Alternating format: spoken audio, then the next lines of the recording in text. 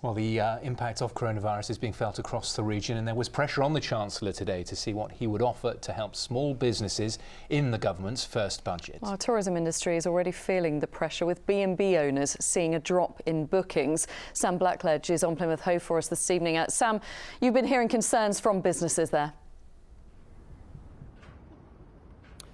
Yeah, that's right. I spent the day with business leaders and members of the hospitality community in Plymouth, those people who really are on the front line of all of this. And the word that keeps coming out again and again is confidence. The coronavirus will inevitably have affected confidence, and what they wanted to see today from the Chancellor was a confident performance. But more than that, they wanted some evidence that he understood the issues and their concerns, and that he would give them everything they need to cope with this unprecedented situation.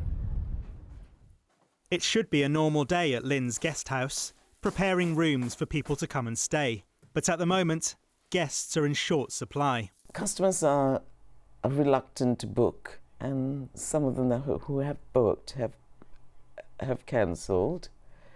The bookings have gone down somewhat below 50%. But the trouble is, the business still has to run. Many of Lynn's regular customers come over from Europe, but travel restrictions mean they're staying put. When is it going to end? They're talking about people self-isolating, and when people start doing that, who's going to be around? Ahead of today's budget, Lynn hoped the Chancellor would hear the hospitality industry's plea for something to help them through this tricky time. There should be some reprieve with the business rates, the council tax. Even if it's for 6 months, he needs to give people from the country a little bit of a chance, because it's not their fault. You know, they need to be a little bit more humanistic. We're not numbers, we're not statistics. We are people. With spring in the air and the Easter holidays just around the corner, this should be a busy time for hotels and guest houses. But every single one I've spoken to in Plymouth today says the same thing. We're struggling and we need the government to help.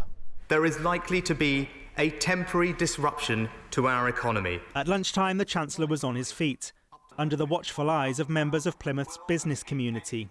Last week we talked about the statutory sick pay. That has a huge impact on smaller businesses, but to now know that they can reclaim that from the government, then that is very, very significant indeed. I think business will be pleased with the measures he's putting in place to help them. We've gone through a particularly uncertain time, both politically and around the whole Brexit situation. So to then be hit with coronavirus, it's good to see that there are specific measures in place to help business through that.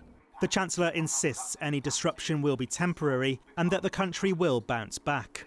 One thing's for sure, those who stand to either win or lose will be paying close attention.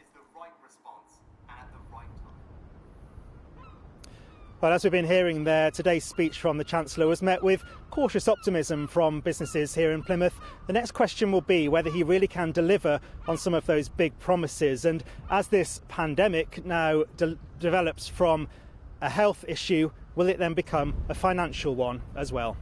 Sam Blackledge, thank you very much for that update.